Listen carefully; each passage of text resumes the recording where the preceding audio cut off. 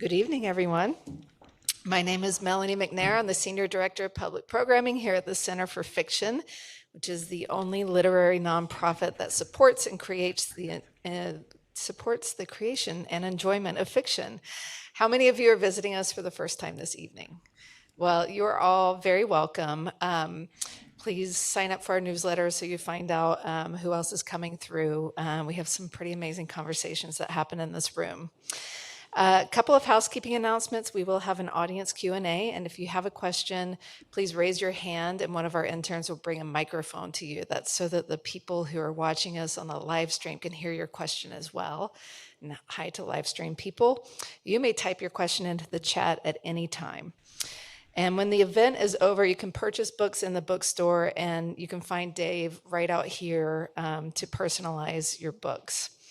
Tonight, we're thrilled to have Dave Barry here, and I just wanted to read one of the 5 blurbs that one of his fans wrote. I'm frankly tired of Dave Barry being so funny. Yet he's done it again to the benefit and delight of us all. A hilarious new work. And that, of course, is Steve Martin, one of Dave's big fans, about the book Swamp Story that we're here to celebrate tonight. Dave is the author of more bestsellers than you can count on 2 hands, including Lessons from Lucy, Dave Barry's Complete Guide to Guys, Dave Barry Turns 40, and Dave Barry is not making this up. A wildly popular syndicated columnist, best known for his booger jokes, Barry won the 1988 Pulitzer Prize for commentary. He's joining us tonight from Miami, and he's joined in conversation by Brendan J. Sullivan, the writer, producer, and DJ, best known for his work with Lady Gaga. He's the author of 3 books, notably his first memoir, Rivington Was Ours, Lady Gaga, The Lower East Side, and The Prime of Our Lives. Brendan writes for Esquire, Vice, and Interview in the States, and for L'Optimum and L'Officiel in France. He is currently on submissions for his next book, The Secret Ingredient, and he is a Dave Barry superfan, as are all of you, I'm sure, or you will be soon. So please welcome them to the stage. Thank you. Thanks so much. I like that intro. Good evening, everyone. Thank you for being here today. Thank you for that intro. Thank you to the Center for Fiction for having us, by the way. Oh, and thank you to Kiara and Scott in the back. They were supposed to have the week off for cafe renovations, and they came in just for the event, which I think is very sweet of them. Hey. That is the first time I've been introduced as a Dave Barry superfan. But let me just make this as awkward as it's going to get tonight. So I am a 16-year-old punk kid. I think I'm in 15-year-old. I'm in a local ROTC for the Navy thing. I've got no plans in life. I hated school, and the only thing I liked was summer vacation. And freshman year, they announced that we're going to have summer reading. And so I was just so teenage punk rock angry about this. So I went down to the library, and I was like, I'm just going to knock this out right now. What's the book that's going to get this over with fast? And some of you were teenagers once. And I'm looking at the list, and about halfway through the shelf is the book, Dave Barry Turns 40. I'm 15 years old. And I have no idea why this is on the freshman to sophomore English summer reading list. But I picked it up, I read it, I wanted to read it quickly to get it out of the way because we were going on summer vacation. And I picked it up and I laughed my ass off. And I loved it, and I don't know what it was about being 15, reading about someone turning 40. That was so hilarious. We're getting ready for our summer vacation, and I finished the book, and my dad comes up to me as we're packing the car, and he says, "Did you like that book?" And I said, "Yeah, I did. It was really good." He said, "I thought you would." And he had this paper bag, and in it was Dave Barry's Not Making This Up, 4 or 5 of your books, collected columns. And so I went off, and this was my summer reading list, and I had the school tricked me into reading 5 goddamn books. And I left, and that was my last summer vacation with my family before my brother graduated. And we had a really pleasant time. Cut to the first day of school, it's English class. What's the first assignment? What did you read on your summer vacation? So I was not a very good student at this time, and I went home and I banged out what I'm sure was like a Miami Herald Dave Barry parody at first. And then I thought, well, I can do more in this because you're writing, what I was decoding in your writing then, which was fun, is that you create a relationship with your reader. You have sort of inside jokes. You bring callbacks. And it reminded me of like how my Irish uncles tell stories. You know, they're backslapping, they're one-upping, they're reminding you of something. And it just seems so natural, and I really enjoyed it. And so I turned in this essay, assuming I'm going to get an F. And it's that, it's my Dead Poets Society English teacher walks in the room, and there's red ink right on the front of the paper. And it just says in the margin, "You are a great writer." And I was like, oh, God. I just knew that ruined my life. So I really just started, I just was like, this is it. I'm leaving this Navy program. I'm going to go. School became fun for me because I just thought, this isn't stuff I have to learn. This is something I can write about. And I really enjoyed it. I read all your books from then on. And so I want to say thank you because the summer I would have joined the Navy was 9/11. Wow. So it was much better that I was in the library. And then I went to school and I worked for a newspaper. And I followed the Dave Barry breadcrumbs from reading your stuff all these years. So it's really exciting for me to be here tonight to enjoy your new book launch with you. Well, thank you. It's first of all, thank you, but I feel bad for the nation that we lost you as a naval officer. Thank you very much.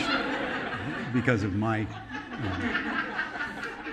it always bothers me the idea of young people reading what I've written. I used to, when I wrote a weekly column, I used to get regularly emails. Back then it was actual mails, big packets of mail from high school English teachers who had assigned something I had written to some class. And like when I was in high school, being told that this is fun, this is funny, and it would be like Jonathan Swift. It's like, 8 million words for one joke. They eat the babies, And I think that's not that funny, But so I didn't like being told something was funny, and I would get these stacks because the teachers would have the kids read something and then write about it and tell Dave Barry what you think. And like most of them were like, just pro forma, get it in, And then every now and then some kid would say, "I didn't think you're funny at all," And I think, well, fuck you, kid. I didn't ask you to read it. It's not, anyway.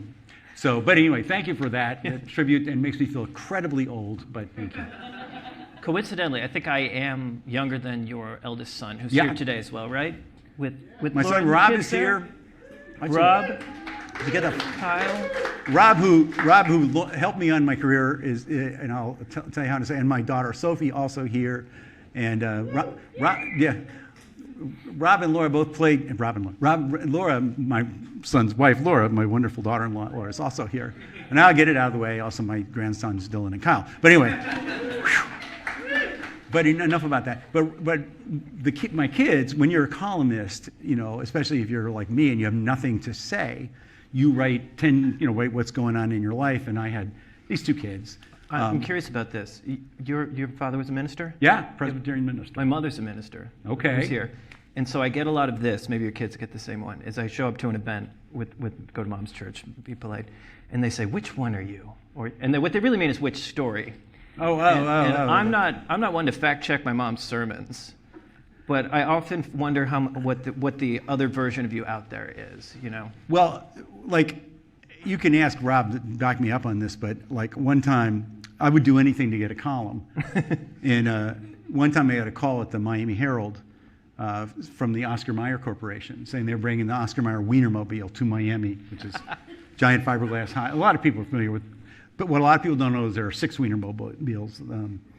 This nation leads the world in Wienermobile technology, although Iran is developing one. But anyway, they like to get publicity for the Wienermobile, so they said, "We're bringing the Wienermobile to Miami. Would you like to drive it for a day?" And I said, "Heck yes!" I knew exactly what I wanted to do. I wanted to pick up Rob at middle school. Because there he is, he's in peer pressure hell. Everybody's parents are embarrassing when you're in middle school, but when they show up in a giant hot dog, and I'll never forget, Rob comes out and there's all these moms in their minivans, and then looming up behind is a really big hot dog with a loudspeaker going, "Rob Berry, please report to the Wienermobile." And This is like the ice cream truck, but it's hot dogs? it's a hot dog. You never saw the Wienermobile? Yeah, Okay. I'm familiar with the wiener, but did you have hot dogs to give the kids when they leave? Well, they have wiener whistles. You know, you don't give away. Yeah, they have lots of merch. But anyway, so I did that, and I would write about Sophie too. I wrote about my kids, and people would always say, well, you know, what about, how do they feel about that? And I always said that when they got old enough to read, which is kind of a tragic thing that happens when you're a columnist, if they were in a column, I would let them read it, and if they didn't like it, they could get someone else to pay for their college education. So, no, but they were always good sports about it. So the legends are sometimes larger than life, but is it true that your first breakthrough story was about Rob's birth? Yes, this is 1980, and it was perfect timing for me. I was just getting started writing freelance humor, and I was a baby boomer, and the baby boomers were then taking over the world. And because we were baby boomers, everything was happening for the first time that it ever happened. Oh, yeah. Including childbirth. No one had ever had babies before we did, and we came up with a special new way, natural childbirth, with no drugs, you know. And you went to classes and learned how to have a baby, because I don't know if people had babies before the classes, but and basically they would. And there was no YouTube to like. No, we had no walk you through YouTube. I know that's hard to believe, but Yeah. we didn't. And so anyway, I noted this extreme difference between what they told you in the class and what actually happened. You know, because there was no mention in the class, for example, of the word pain. Never came up. And so anyway, I wrote this long piece about the difference between the classes and it just happened that every newspaper editor in America was my age and having babies, and so that just resonated, and that was sort of the breakthrough for me. You were writing freelance humor at the time, like you were the funny guy in Parade magazine, or what were you doing? No, I was teaching effective writing seminars to business people. Oh, it sounds like a hoot. Oh God, it was fun. So like a bunch of '80s yuppies with the giant cell phone learning. No, it was before cell phone. We didn't even have toilets back then. No, it wasn't a cell phone era, but it was, this is in the 70s, most of it. I mean, and I would go to, I had been in journalism. I had been a newspaper reporter. I went to the AP. I really hated it. And so this friend of mine's dad gave me this job, and I would go around to like, corporations like Dow Chemical or, Sperry, Univac, all these companies probably not in existence anymore. Thanks, maybe partly to me. But I was a consultant, and I would teach effective writing. And basically, I would walk in a room full of engineers or accountants or computer programmers or whatever, who didn't think of themselves as writers, but had to write a lot of reports and letters and memos. And I was trying to get them to don't start your memo enclosed, please find the enclosed enclosure. And just trying to get away from businessese and just get to the point and write simply the thing that everybody says everybody wants to do. And it was not that rewarding, because in the end they would agree with me that it would be nice if everybody wrote simple, clear memos, but everybody else wasn't, so they didn't want to start. But they paid me to tell them to do that. So that was what I was doing, and on the side I was still keeping my hand in writing, and I was writing this little humor column. And the advantage I had was that the column wasn't my job. I was making my living teaching effective writing seminars. Okay. So I didn't have to worry about what an editor thought, or I could just write whatever I thought was funny, and that's really that was the genesis of my column. And it started getting into newspapers, but it was kind of on my terms. Okay. Even though I was just a freelancer. So when I finally did achieve some success, I could just keep doing what I like to do, rather than we want you to be this kind of columnist or that. Were you in-house at the Miami Herald and the Sunday magazine? Is that the genesis of this, or it was all freelance? No, this was before I got to the Miami Herald. This was the Philadelphia Inquirer would run sometimes some of my stuff, and they were in the same chain. Knight Ridder is the Miami Herald. But when the Miami Herald hired me in 1983, it was to work for their in-house Sunday magazine, Tropic magazine, which was a really crazy place. I mean, it was run by lunatics. And it was back when newspapers just were making tons and tons of money, and they could just send you. I did a whole long piece. In fact, I won a Pulitzer Prize partly because of this, weirdly enough. But the New York Times had run a big story about Miami. It was called, "Can Miami Save Itself?" and the answer was clearly no. And this was back when Miami had drugs and riots and all this stuff was going on. And for us in Miami, that was kind of old news. It had been a few years of that, and we were actually sort of coming out of that. Then the New York Times comes in, the Sunday magazine, does this huge spread that just felt really dated and wrong. So Tropic, my magazine, decided to send me to New York to write a piece called "Can New York Save Itself?" And they had sent a whole team of reporters down and photographers. We just sent me and a photographer named Chuck. And where did you take Chuck? we went to it was not hard to find piles of garbage because it was New York in the summer. Everything smelled like urine. Now it all smells like weed. Have you noticed that? It's not legal here. It's like mandatory here, But it was kind of a low point for New York, and every subway was completely covered with paint, So it was easy to do this story. But what we really wanted was the visual we wanted was that you are too young to remember this, and maybe some of you older folks here remember the Long Island garbage barge. This was this big fame. It was bigger than Madonna, and it was like this garbage barge that had all this garbage from Long Island and was supposed to go down and take it to South America. I don't know why. Went to landfills. And it ran into legal troubles, and it just kept kind of shuttling back and forth. And it became, everybody's tracking them. It became very famous. And we wanted a picture of it. And it was out there in the harbor somewhere. And I remember running up this gigantic cab fare, back in this is in the. You're chasing this barge. Finding them, hundreds of dollars just for the taxi. And back then, that was a lot of money. And then we decided we had to get a helicopter.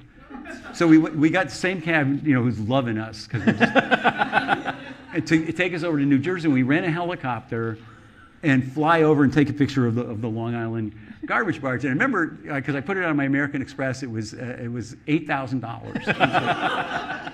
And I remember putting it on the expense report, $8,000 garbage barge picture. and I have to remember to write a couple hundred words about the garbage barge to justify it. But the Miami Herald didn't blink an eye. Today, if you were to do that, execution without trial. So times have changed. I can't remember what the question was, but that's my answer. We had I grew up outside of Hartford and worked for the newspaper there, and there had this slowly deteriorating in the early 2000s Sunday magazine that really idolized Tropic. So we would have it every week, and there was pictures of it. The Hartford Courant? The Hartford Courant, I was there. And I just slowly watched that place just deteriorate entirely. I went back one time for a visit, and what would have been my old cubicle is now the dressing room for the weatherman and the local New England weather. The newspaper has a weatherman? They're subleasing the office space. Oh, okay. They're shooting that. So you leave the Miami Herald in 2003? No. No? Okay, great. We're all learning something today. If for the sake of this, the audience want me to say I did. Yes, I did. Thank you. No, I didn't. Well, I stopped writing my column. You stopped writing a column, but it was later than that. Snacks? But yeah, I stopped writing a column, but I continued to. I still technically work for the Miami Herald. Every year, I write this gigantic year in review, which is sort of like when I get out all my columnizing feelings. But I stopped writing the weekly column somewhere around then. I guess that's right. I may have the date wrong, but in 2000, Big Trouble came out. That was your first novel? Yeah, it actually came out. The movie came out. The book came out late '90s or right around 2000. I had it in high school, and I graduated in 2000. So okay, I do remember that coming out. But that was in my mind. You had done reportage. You continue to do in Best Date Ever, your Miami reportage book, which is a delight as well, all nonfiction. But Big Trouble is your first novel, and let me check in on another rumor here. When you decided to write a novel, did you just call Stephen King up and say, "What is plot"?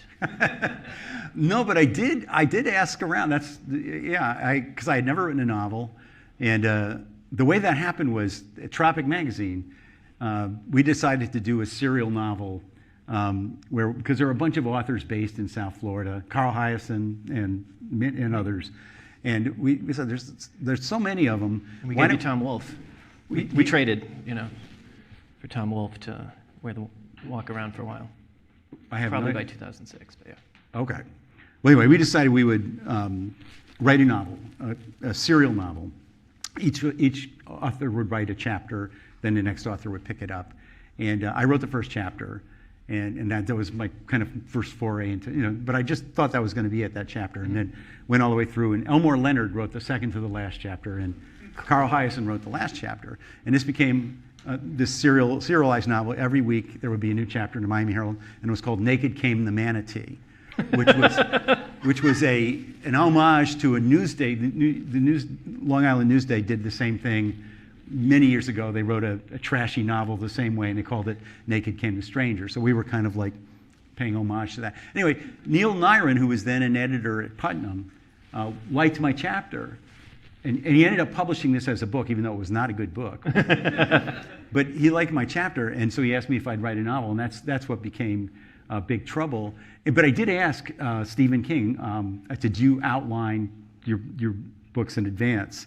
And he basically, the answer, not specifically these words, but it was along the lines of if I outlined it, why would I bother to write the thing? I want to find out.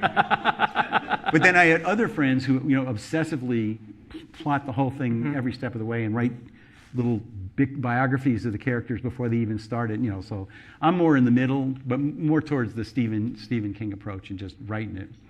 You write and just try to see where it goes. Yeah, and I kind of have, like in this novel, I had an idea for this big final scene. Available now. Swamp Story. I had an idea for this big final scene where a lot of different weird things were going to happen all at once. And so that told me what the things were going to be, and then I had to build, threads for each of them to get there to this. But I knew it was not outlining exactly, but I had this scene in mind, and I knew that's what I wanted to get to. So in that sense, yeah, sort of. Okay, so to you knew what the book was about and where it was going. Yeah. And then you let the characters develop. I like that. Right. And can you break down what is your writing life like up until now? Is it a job for you? Is it a Is it a daily meditation? No, Is it definitely Stephen King not once a called it creative sleep? It's like he probably does write when he's asleep because he produces so much stuff. I've heard you write about it in your columns over the years, maybe because you're telling a story of the dogs under your desk or something like that. But how does it get on the paper? Well, I always say that the key to being a writer, the most important single thing, is not having any other way to make a living. That you just feel, if I don't write something, then Rob and Sophie won't have any food. But they'd go without before I would. Trust me. But no, I'm kidding, kids. I would always feed you at the same time. But what I seriously mean is, I don't think anybody I know who makes a living writing does it because you feel inspired all the time. Mm-hmm. And I guess there are people like that, but I think they're probably shitty writers. Okay. I think the people who kind of write for a living, they do it because partly because it's their job and that's the way they make a living, and partly because they don't really know how to do anything else that they think they can do really well. So you sit in front of, I'm sure you've done this, you sit in front of the screen and it's empty, and you know that at some point you have to put words on there, although at the time you're doing it they all seem stupid and inadequate, and you keep rewriting and rewriting. It's nothing magical at all. And I think there are people who have had that where they just had a great idea and they executed it and it came out perfect and it was great. But I think it will happen to you maybe one time, and it's not likely to repeat itself, and it's never likely to get easy. And that's why I think a lot of people who call themselves writers end up just sort of going around talking about writing, but not so much writing. Gotcha. So you are like, your laptop is open. Do you have a writing room? Do you? Yeah, I have an office, and I go back there every day and sit down. My dog Lucy sits there and farts, and which is part of the process. Yes. Because that gives you an excuse to get up and open the door, you know. And my wife Michelle Kaufman, she's a sports writer, and she sits on the other side of the room, and we just both sit there typing. And then we turn on our computers. No. But it's really incredibly dull. I had a sitcom made about my life. It was called Dave's World. And Harry Anderson starred as me. And from the very beginning, when they approached me about this idea, I said, do you know what I do? Because if you actually try to represent it, it's going to be, today Dave sits in front of his computer all day. Here's Dave the next day also, you know. And they didn't do that. I mean, you can't really. You almost never see good portrayals of what writers do in any, video form. Just because it's so boring. Did CBS spring for the Wienermobile? No, they didn't. That was all on me. You know? So yeah, but what they did in the sitcom, and I got so much mockery from my colleagues at the Miami Herald. They had to kind of convey the idea that Harry Anderson was really doing this columnist job, even though in the every episode he's just some wacky thing is happening. It never happens to me in real life, but they had to show that he was a columnist, and the way they did that was he would have this manila envelope, and it was his column. Oh, my column's due, and he's holding it up, and he'd run in and give it to his editor. And we didn't. That's not how you turn your column in. We don't have a manila envelope. We use electricity, just like everybody else. But my real editor at the Miami Herald got great pleasure in asking me when I would come, Dave, where's your envelope?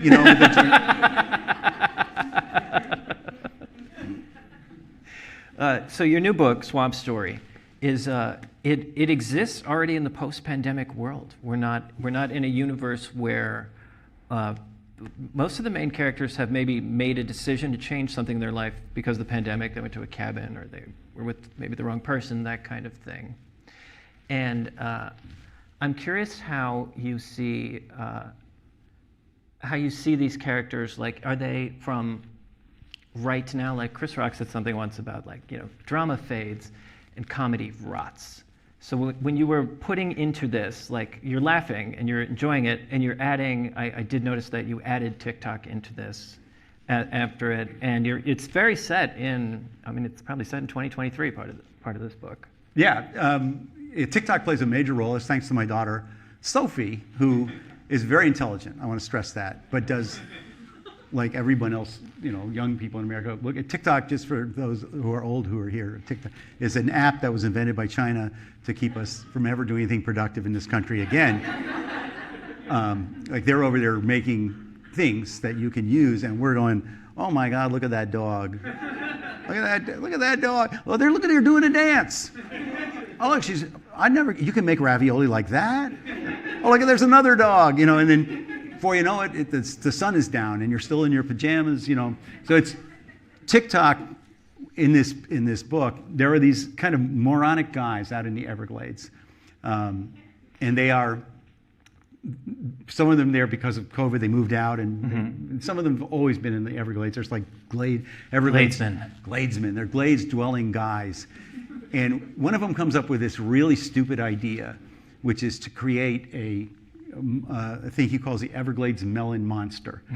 He's jealous because elsewhere in the Everglades there was this place, and this is a real place, which when I wrote. This is your second time introducing. Yeah, when I wrote the book about Florida, the best state ever, it is. Come on.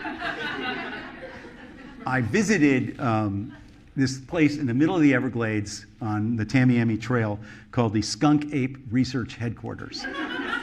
And the skunk ape is like Bigfoot in the sense that it's not real. Okay, it's like the Bigfoot or the customer service representative you're waiting on hold to speak to. You'll never ever see the skunk ape, but everybody believes it. There are people who believe it's out there. So anyway, there's the Skunk Ape Research Headquarters. Is basically a guy named Dave Shealy who sells T-shirts and beer, and tells people, oh yeah, I saw it once, and So these spent the guys day in with my Dave, book right? are jealous of that. They view that as much more successful. So they decide they're going to create their own monster, and they smoke a tremendous amount of weed, and they talk this drunken ex-newspaper guy, who's the me in the older guy, into wearing this. It's a costume head. It's from really from a Dora the Explorer costume. It's this like big like football like head, and they put it on him, and he goes out in the Everglades, and they video him walking around with, and they do all these effects to make it harder to see what's really going on. And it's the stupidest idea in the world, but it gets on TikTok and becomes unbelievably successful. It blows up way beyond anybody's wildest dreams. And this becomes sort of a central element of the story. These guys who are suddenly in the center of the TikTok universe. Yeah. I would say as a TikToker myself, I think you handled it very well, because you very easily, in a modern novel, run the risk of like sort of breaking the rules of detective fiction or something like that by saying, and then it went viral, And what you did really well is you cataloged how it went viral, both for the people of the area who wanted it economically to have their own skunk ape, is what it's called? Skunk ape. Skunk ape. And they wanted their melon monster there. And there's two parts in here, the only two things I have marked in here that I thought I wanted to point out, because I thought you did a great job with this. Well, thank you. One is, they're talking about the melon monster, and Jackie describes it as, it's a social media thing, a fad. It's stupid, but it's gotten pretty big. And then later, you have Ken be the one to break this to them at the end of it, but he says about virality in TikTok especially, but it could be about the YouTube video, or it could honestly be about Beatlemania. The point is, this isn't really about the thing it's supposed to be about. It's about them. It's about the audience being part of it. Yeah, be part of it, be part of their definition. It's like the consultation call would be like, it's social media. It's a self-expression. I see what you did. Well, you notice what made it viral was a DJ. Yes, that's right. The DJ did the remix. DJ of it. Lemons Rockwell, a Brooklyn DJ, which I invented. It's me. Just don't worry about it. We didn't meet before, but he was thinking of me, I'm sure. But I did have another question about, so you have Phil in there. And Phil is a character that I think is familiar to anyone who came out of the newspaper world, where they don't seem to survive in other climates other than there. So he's divorced. He would sort of do anything for his daughter. And so he gets wrapped up into this plan. And I was curious about this. You begin where he has an alcohol problem, and we all went through the same pandemic. Like, this was a big issue on people's minds, because some people had more free time, some people had too much free time. And I was curious, like, he has a great character arc. That's a great family story in there that you'll all love when you get the book up the front of the gift shop. Where did that come from? Well, the Phil is kind of, as I say, it's my chance to represent me in the story. He's an older guy. He doesn't get TikTok. Mm-hmm. He thinks these guys are complete morons, which they are. And he's in there in the story so that I can say what I would say if I heard these conversations going on between people talking about social media.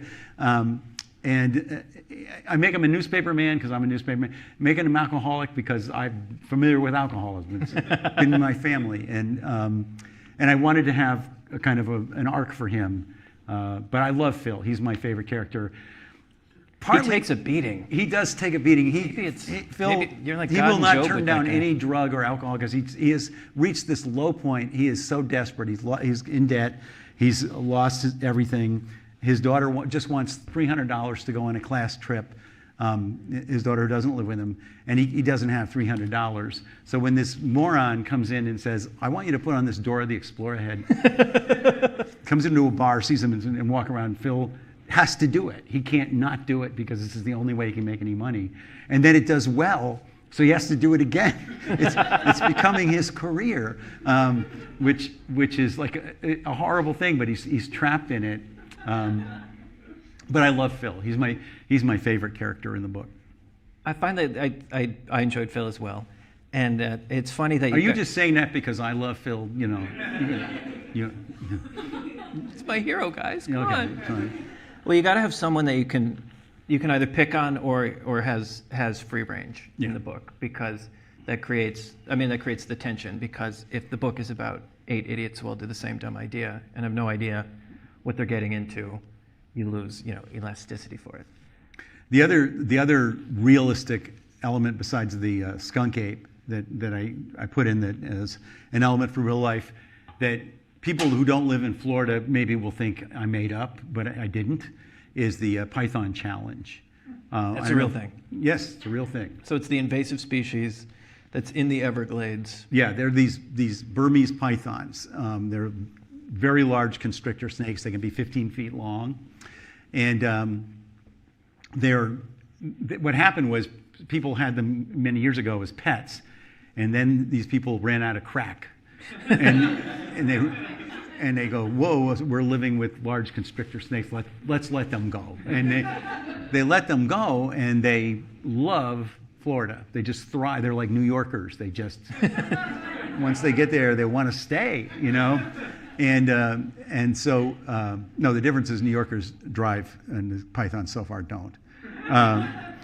So far. But anyway, so the state of Florida has this problem with these invasive pythons. Like their estimates are could be in the hundreds of thousands of pythons out there. And the state of Florida, and this is the most Florida thing ever, decided that the solution to that is to have a contest where we invite anybody who wants to, complete amateurs, to come down and kill our pythons and give them cash prizes for the longest python, for the most pythons. This is a big contest they do every year. The state sponsors it. Are there local celebrities for this? I don't know if celebrities were. Don't celebrities have to have teeth? So it's an interesting group of people that comes around. It's the kind of people who would think that was a financially sound idea to come down and okay. And the state has these rules. You can't just it's a state-sponsored thing. So the Florida State Fish and Wildlife Conservation Commission requires you to sign up, and I think you have to pay an entry fee, and then you have to take a course on how to kill pythons, short online course. Now you ask anybody who's ever dealt with wild animals, dangerous wild animals, how to learn to do that. A short online course is the way to go, and they're strict about it. You're not allowed the way you kill the python. The rules are you can't. Now the way I would think you would kill a python is cut off its head. Okay, that seems like a pretty guaranteed. The python is now dead. I'll let you go first, but yeah, that show us how to do it. You're not allowed to do that because you might be cheating. No. Oh, how would you cheat? Well, you could spend the whole year collecting them. Oh, you got to get a You've winning given attitude. this a lot of thought, haven't you, Brendan? Yeah. 2024 is my year. He's going to be dead. You want to change your outfit, though, if you're going to go after the pythons. But anyway, no. If you cut off, this is literally what they say. They insist that you kill it by. There's a thing called a pithing tool. You you either shoot it in the brain or you drive a steel rod through the brain. But you have to destroy the brain. That's how you kill it. Because if you cut off the head, the brain's still working. The python is still thinking. Now they don't say what it's thinking. I'm like, whoa, But anyway, so every year they do this thing, and every year there's a big press conference, as I have in the book. That's kind of the big final scene is the Python Challenge press conference, and every year they announce the results. Now, think about this: there are hundreds of thousands of pythons out there, and every year the Python Challenge kills between 200 and 300 of them. So we're doing great. Great.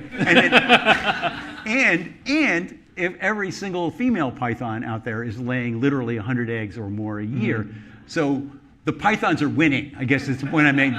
We should have challenged a different animal. We have no chance against the pythons, but we do it every year because we're Florida. Ron DeSantis and his war on pythons. Yeah. Man. Well, he may be shifting his target now because he's going after a much bigger threat to the American way of life, which is Disney. Yeah. Like you gotta go around and ask anybody in Florida, what are you most worried about? Disney. That's our problem. Yeah, we have no other problems. Is there like Florida? It feels like a no man's land politically in a way. Is it in polite society in Florida, do you just sort of accept that people, like you might have someone who's got a great python killing story and someone who's, vegan in the next room, that kind of thing? Like, is there just more acceptance of other? Yeah, yes. I mean, in the sense that I think most people in Florida are used to the fact that Florida is weird, is full of weird people. Although I always tell people, there are 21 million people in the state, and you shouldn't judge all 21 million just because of the bizarre antics of 19 million people.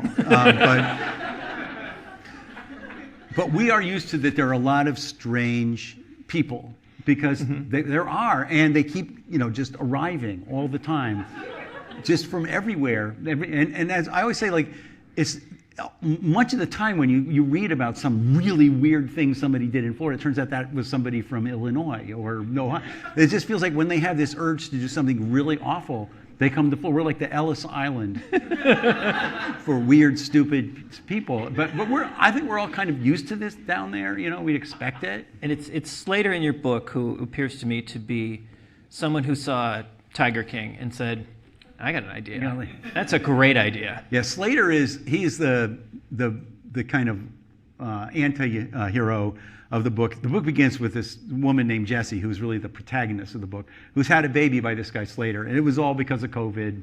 And she ends up out in the Everglades with this guy, and he's incredibly good looking, but he's also just a jerk. And he wants to make a reality TV show. He ends up getting connected with the Everglades melon monster guys because it's just marriage made in heaven, but he is out there thinking he and his buddy he's gonna become this show called Glades Man. Glades Man. Even though he knows nothing really about the Everglades.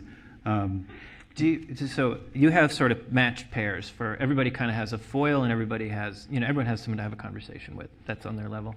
So you got these wannabe Gladesmen, and then do you think of the Bortle brothers as actual Gladesmen, or they're familiar with? No, they are Gladesmen? real. They're like, to me, when I did this book about Florida, and when I hung around with the guy from the Skunk Ape Research Headquarters, Dave Shealy, he drove me around for quite a while. And I saw, when you first go through the Everglades, Miami, you just zip across it, and you just think it's just this vast expanse of sawgrass and muck. And there's really much more to it. There are roads, there are little communities back in there, there are strange things back in there, but there's a lot more than you're aware of.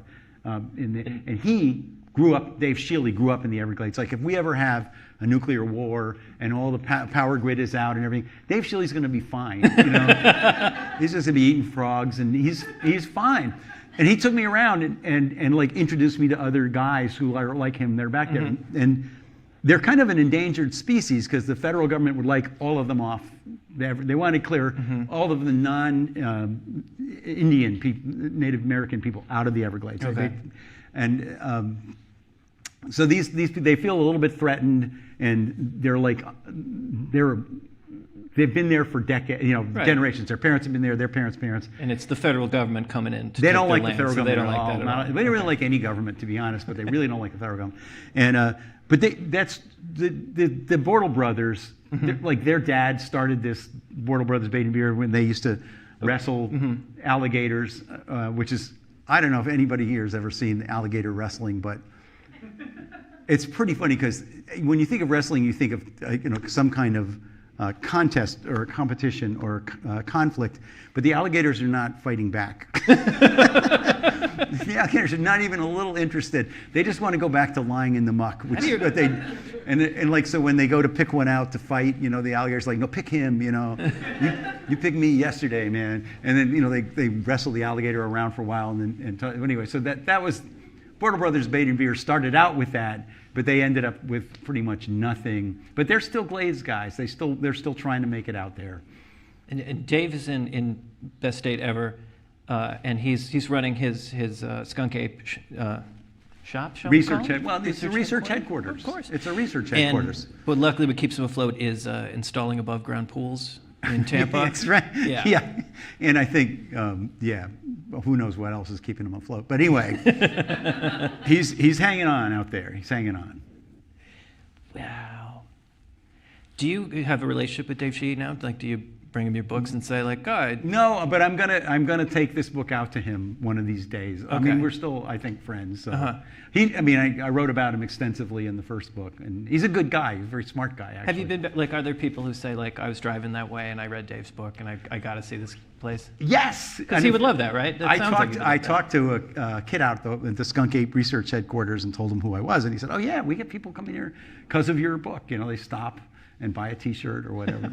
So, Florida man helps his community. yeah, That's why wonderful. I'm here. Dave, would you mind reading us Oh, from your yeah. book? You know, like I never learned to read after I finished your other one, so I'm going to read a short passage here from the book. And this is, okay, so we've sort of set up who these guys are, but this is a conversation involving Phil, who's the guy I think of as me that I like a lot, Stu, who is Phil's friend, who wants to be his agent, really. Ken, the guy who dreamed up this idea of the Everglades melon monster, and Slater, who's the really good-looking jerk. They're all getting ready to go out and film a second melon monster video in the Everglades, because the first one just blew up huge, and they want to keep it going. And the way they get prepared for this is by smoking a tremendous amount of weed. Because they're not the brightest guys in the world. So this is just a scene. This was inspired by when I was one day out there with Michelle, just driving around the Everglades on one of the back roads. We stopped and just saw off on the side of the road, on a tree up there, this enormous owl in the middle of the day. Just like, no, I don't know how big it really was. It was big. It was the biggest owl I've ever seen. Not that I've seen a lot of owls, but anyway.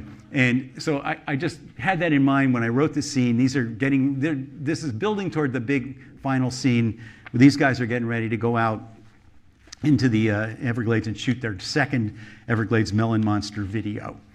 And none of these guys really get along all that well, but they're very high when this happens. Look, said Clark, pointing toward a tree at the edge of the clearing. The others looked.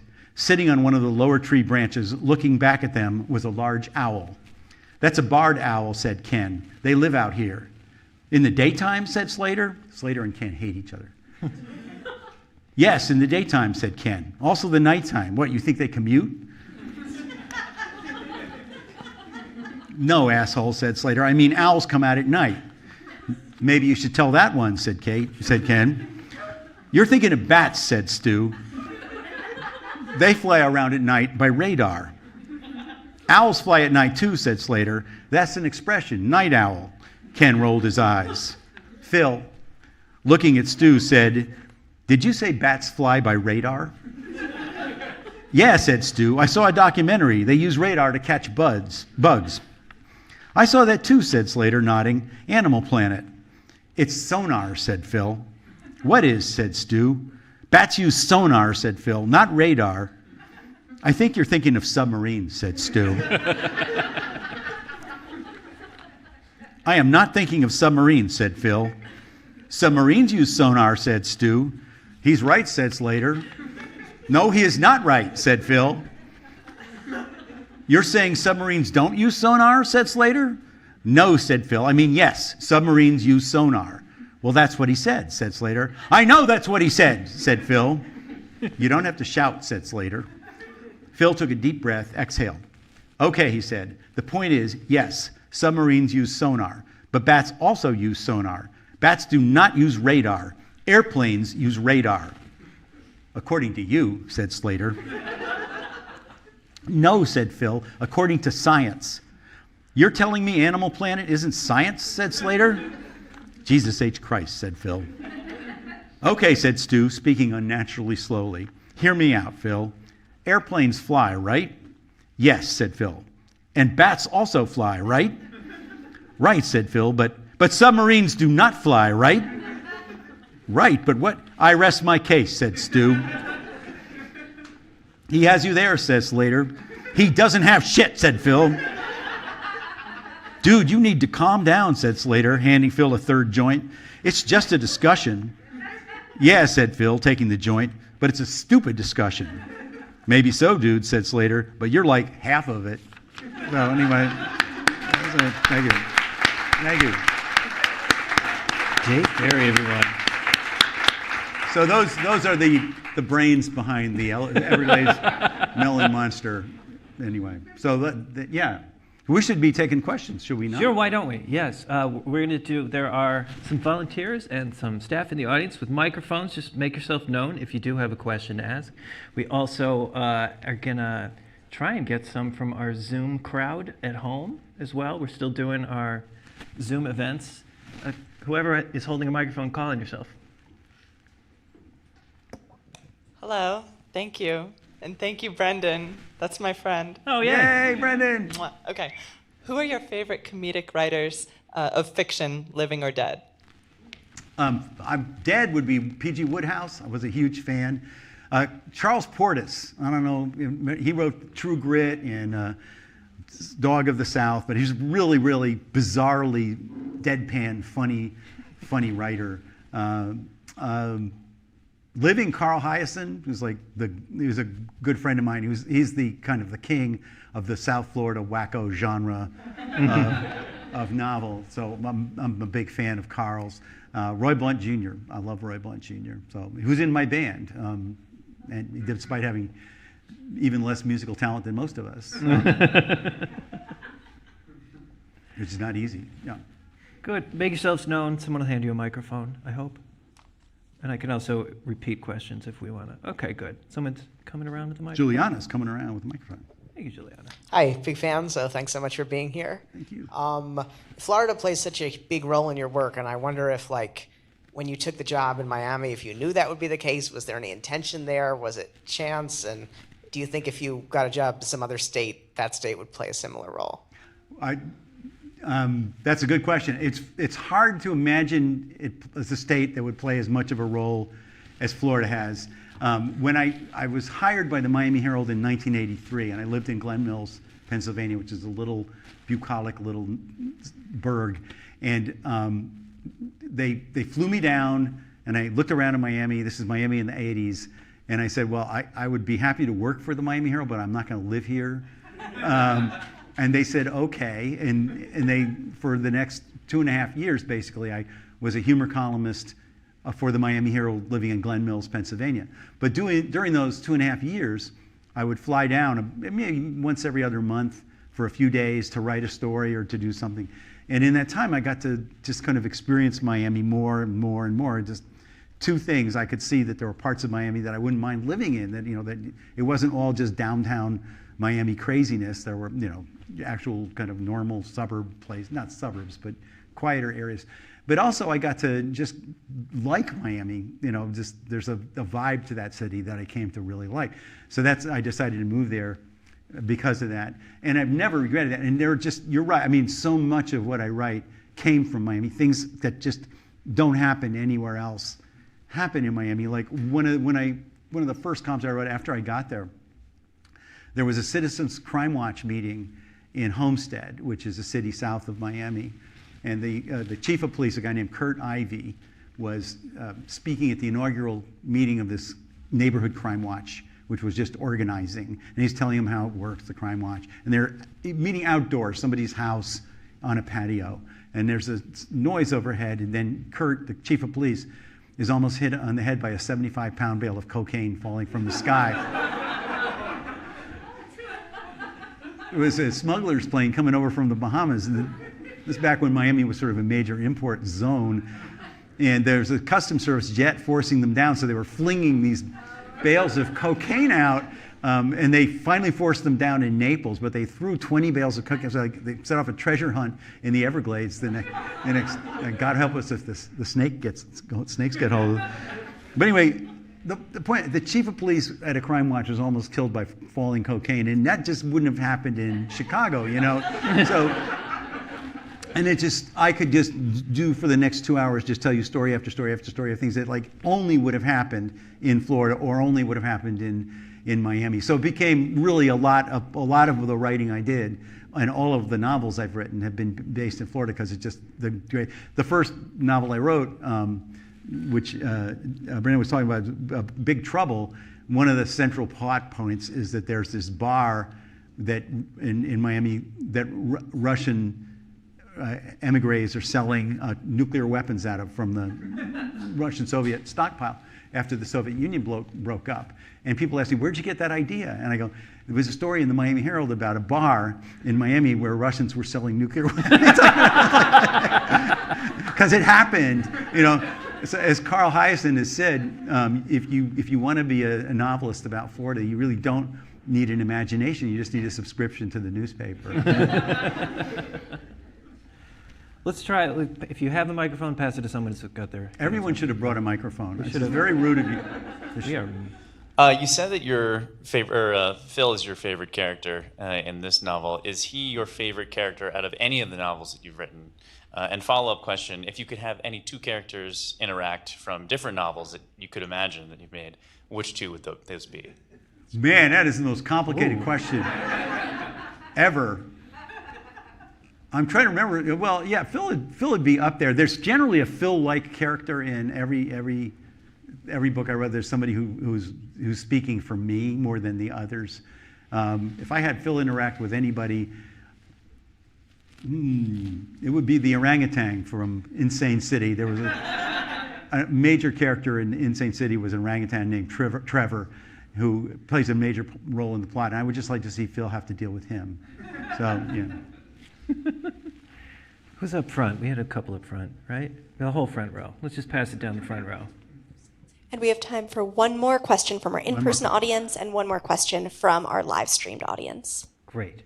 So maybe I shouldn't say this at the Center for Fiction, but I very much enjoy your nonfiction. And I'm wondering if you've ever thought of revisiting some of your older columns from a different perspective. If I could vote for one, I would love to have you revisit the humor impaired column. Yeah, I wrote a lot over the years about humor impairment, which if you're writing a humor column, you have to deal with these folks who, if they read something in the newspaper, expect it to be true, and the idea that you might have been kidding just never occurs to them. So if I would, and I mean, most of what I wrote was lies. So, like I wrote a column once about, I visited France, and I wrote about it so I could deduct it on my income taxes. That's not humor, that's true. And I wrote just, this is one, it was a throwaway gag. It was like, among the sights to see in Paris are the Louvre, the Arc de Triomphe, and the Leaning Tower of Pisa. And just a joke, right? I'm not kidding. If I got a minimum of 100 letters about that, with that, you know, circled and, how dare you, call yourself, so this is back in the days of regular mail, but all of the ones that had return addresses, I wrote them all back and said, you're mistaken. The Leaning Tower of Paris, Pisa was moved to Paris in 1953. And, do your research before you write me, And I got one letter back from one of those people, and Mrs. Herbert Harder of Denton, Kansas, who had a copy of of my column, of her letter to me, a new letter, and she said, I checked with my travel agent. And they're out there, and I don't know how they get through the day. I don't, but I encountered many of them along the way. So anyway. Well, now they're all over the internet. They're what? Now they're all over the internet. They're all over the internet. I promise you they're on the internet. You can 100% You can definitely find them on the internet. So. But it's social media. They're sharing themselves with you. Can I just thank this man for doing this?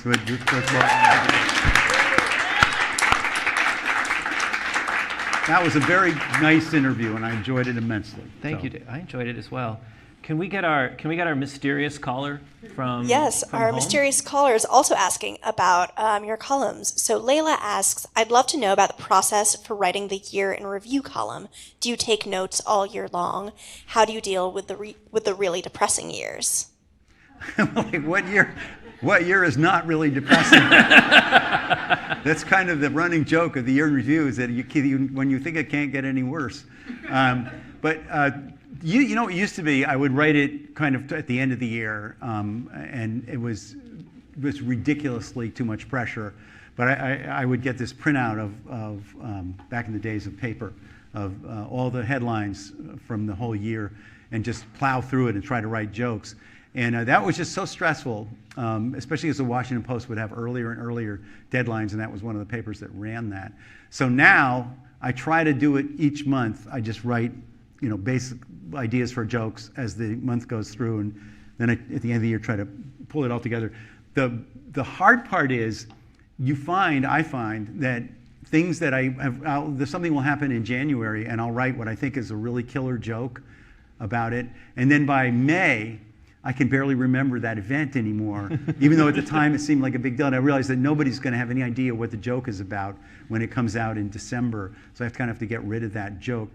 But your question about, I don't know if every year is down, and people always say, well, you have so much material to work with this year. But generally, the more material, it's not good things. Then the news events we remember are never positive. My job is to somehow make them at least mildly amusing. So thanks for reminding me, but it's depressingly difficult. Well, with that, wonderful ending. Thank you very much, Dave Barry. Thank you. Thanks so much for coming out. Appreciate it. Thank you.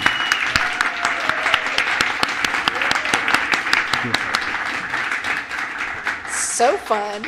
All right, well, thank you all for coming, and please go out the back door and buy your books, and then on the other side of this wall, you'll get in line to have Dave personalize your books and tell you more funny anecdotes. Oh, can I just say one more thing? Because I forgot to, and I meant to. There are two people here that I really owe a lot to. Priscilla Payton, my editor, and Larry Hughes, who's the publicist. Priscilla, stand up. Where are you? All right. Hey!